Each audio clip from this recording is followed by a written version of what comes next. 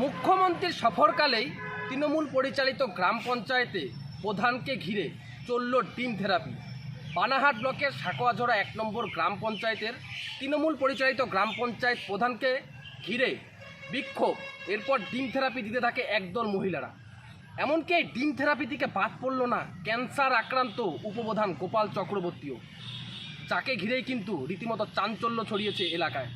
যেখানে মুখ্যমন্ত্রীর সফরকালে এভাবে ডিম থেরাপির ঘটনা তীব্র নিন্দা জানাচ্ছে বিজেপিরই অনেক কর্মী সমর্থকেরা।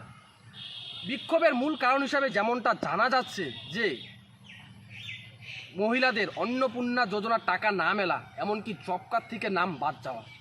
যদিও ওই দিন রাজ্যের মুখ্যমন্ত্রী শুভেন্দু অধিকারী জলপাইগুড়ি জেলা শাসকের ভবন থেকে সাংবাদিকদের মুখোমুখি হয়ে জানিয়েছেন যে জব কার্ডে যেসব মানুষের নাম বাদ পড়েছে তারা নতুন করে আবেদন করতে পারবে, কারো নাম জব কার্ড থেকে বাদ পড়বে না, নিয়ম মেনে প্রত্যেককেই কাজ দেওয়া হবে। তারপরেই মুখ্যমন্ত্রীর সফরকালে এই ধরনের ডিম থেরাপি আচরণ, যাকে ঘিরেই কিন্তু চাঞ্চল্য ছড়িয়েছে এলাকায়। যেখানে রাজ্যের বিজেপি রাজ্য সভাপতি তিনিও কড়া হুঁশিয়ারি দিয়েছেন এই ডিম থেরাপি আচরণ বন্ধ করতে। তারপরে মুখ্যমন্ত্রীর সফরকালে এভাবে তৃণমূল পরিচালিত গ্রাম পঞ্চায়েতের ভিতরে, গ্রাম পঞ্চায়েত কার্যালয়ের ভিতরে ঢুকে বিজেপি নেতার উপস্থিতিতে এভাবে ডিম থেরাপি দেওয়ায় কিন্তু তীব্র চাঞ্চল্য সৃষ্টি হয়েছে এলাকায়। এমনকি ক্ষোভ প্রকাশ করছে অনেকেই যে এ ধরনের আচরণ এর আগে কখনো এই সমস্ত এলাকায় ছিল না। যেভাবে ক্যান্সার আক্রান্ত উপপ্রধানকে ঘিরে ডিম থেরাপি দেওয়া হলো, তাকে পরেই কিন্তু তিনি অসুস্থ হয়ে পড়েন বলেই কিন্তু খবর।